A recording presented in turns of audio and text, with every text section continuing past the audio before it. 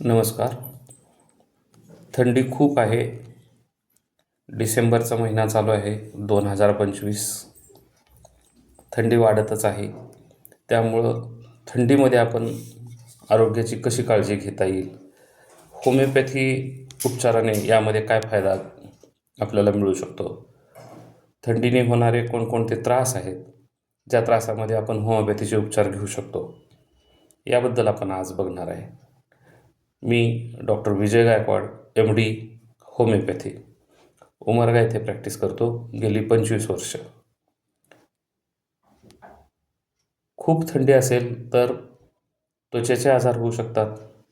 खाजणे, त्वचा कोरडी पडल्यामुळे क्रॅक्स जाणे. त्यासाठी होमिओपॅथीमध्ये फार सुंदर, प्रभावी अशी औषधं आहेत. सर्दी, खोकला, दमा, वारंवार दम लागणे, श्वास घ्यायला त्रास होणे आणि बऱ्याच वेळा आपल्याला ॲडमिट व्हावं लागतं. तर होमिओपॅथी घेऊन तुम्ही विना ॲडमिट होता, त्रासही न होता तुम्ही बरे होऊ शकता. दम्याचे कित्येक पेशंट होमिओपॅथीने मी बरी केलेले आहेत आणि त्यांना कायमस्वरूपी त्याच्यातून फायदा झालेला आहे. त्यानंतर गुडघ्याचे जॉईंट्सचे दुखणे, संधिवाताचे दुखणे, आमवाताचे दुखणे,